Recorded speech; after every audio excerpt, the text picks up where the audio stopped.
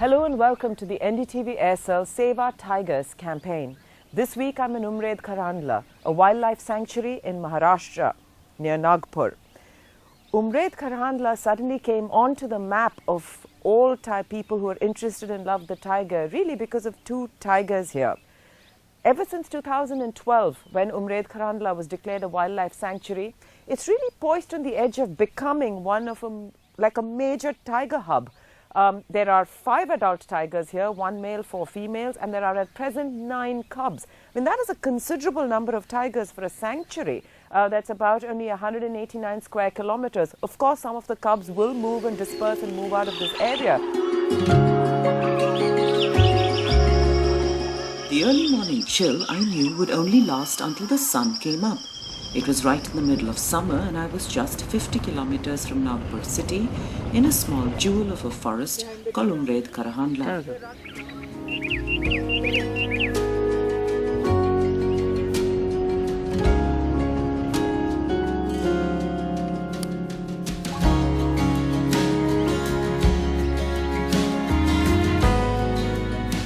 This forest is a hop, jump and a skip away from Umred town and for the longest time functioned like an open wooded space and a free-for-all. Cattle were everywhere, people were in and out a lot, and its best secret that it was a tiger hub remained a secret. How one tiger can travel 100 It might have gone on like that if it had not been for 2 individuals. One, a young boy, Rohit Karu, now a young man, but a boy when he started exploring this forest just outside of his home. What started as a need to be in wilderness soon became a calling, and Rohit and some companions started to see that this forest was so much more than just a green respite from the town. In my early days, in 2007 and 8, I used to come here with my friends to explore this forest, and at that time I was rescuing snakes from people's home and all. They just give me a call and come on, there is snake in my home, and I used to come here to release them in the wild. So it started from there, and few of old forest watchers and forest guards, they always used to tell me that there are tigers in this forest, but nobody believed, even the officials and even the local people also. Yeah. So then after that we started exploring this forest, and in 2008 we got first sign of any tiger here in this area, and later on we started exploring the whole forest till Pauni, Kuhi, all the adjoining patches. We got signs of 8 different tigers at that time. And at that time there were 2 tigers with different cubs. Means at that time here on Kharandla lake there was one tigress. We didn't named her. She was having 3 cubs, and one of the cubs was Chandi. Now she is the queen of entire Kharandla. So how did you manage to make that bond with her? Because I know you also then spent time with her and her cubs. Yeah. So how did that happen? Yeah, it happens when we started regularly visiting this forest, and when she got up and when she dispersed from her mother, so after that we didn't got any sign of her mother. So she captured all entire territory around Kharandla Lake. And at that time there was one male called Chaitram. He mated with Chandi, and in 2009 we noticed first litter of Chandi of 3 cubs. It was this relationship that he forged with Chandi the tigress that really changed everything for him. Realizing the potential of Umred to be an important tiger reserve and a transition point because of its proximity to Tadoba Andhari Tiger Reserve, creating a greater Tadoba area and an Adzira Navegaon, Rohit started to knock on every door he could find to inform people about why Umred needed to be protected, and urgently. So we run a small NGO called WLCDC here. Me and my friends, we are the founder members. So we decided that we can't make this Kharandla as our own park. Means we have in our heart that this is our own park, this is our own sanctuary, this is our own tiger reserve. So after that we started doing it professionally. Means professionally in the sense we did all survey because some of our senior conservationists suggested us just you find out how many tigers are here, what are the prey base and all, and write a research report on that. Whatever you have experienced here, whatever you have saw here, just notice it, record it, and give the proposal to government. So in 2010, we started writing proposal for government on our all record and our all whatever we have experienced here. And in 2012, we submitted our proposal to government to make this area as a park. And it is also having a different story.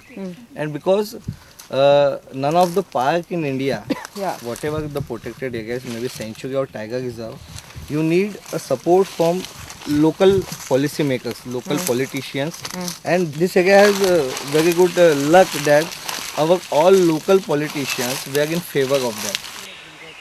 Umraid was declared a wildlife sanctuary in 2012, and since then, some magical things have happened, which brings me to the second individual who helped put Umraid on the map. In early 2013, rumors started to spread about a gigantic tiger who used to lie on a main road and block traffic.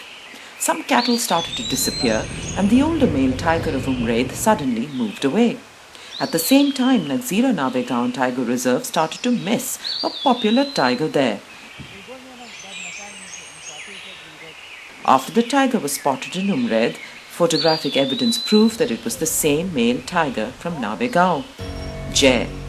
Jai, named after Mr. Bachchan's character in Sholay, soon became a local beloved. His sheer size and audacity and utter lack of shyness in front of visitors made him the star of Umraid.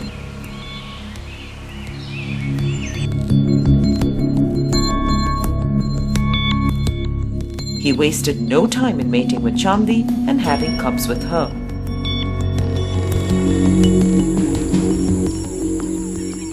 Today, Umraid, thanks to Jai, is the third highest visited park in Maharashtra. Umraid also owes a lot of its success to a very dedicated forest team headed by Mr. Reddy. When we took over this Umraid Karandla sanctuary, when it was declared in 2012, that time the presence of tigers were only 2 or 3. Now the adults are 1 male and 4 females and 9 cubs. You know, this prey density in this park has increased drastically. It has increased dramatically that way. Now none of these tigers are, let's say, there is less dependence on the cattle, which was much more earlier before this was declared as sanctuary. So right now this 180 square kilometer of this sanctuary is sustaining 1 male and 4 adults, but among the cubs there are many more males. There are at least 5 males among these cubs. We identified them. So when they become adults, there is a less chance of, this park can accommodate 2 males in my opinion. So other males may take a corridor to move into other important parks. And this Umraid Karandla is linked with Brahmapuri area and also with Tadoba. The establishment of Umraid as a wildlife sanctuary was not without its challenges.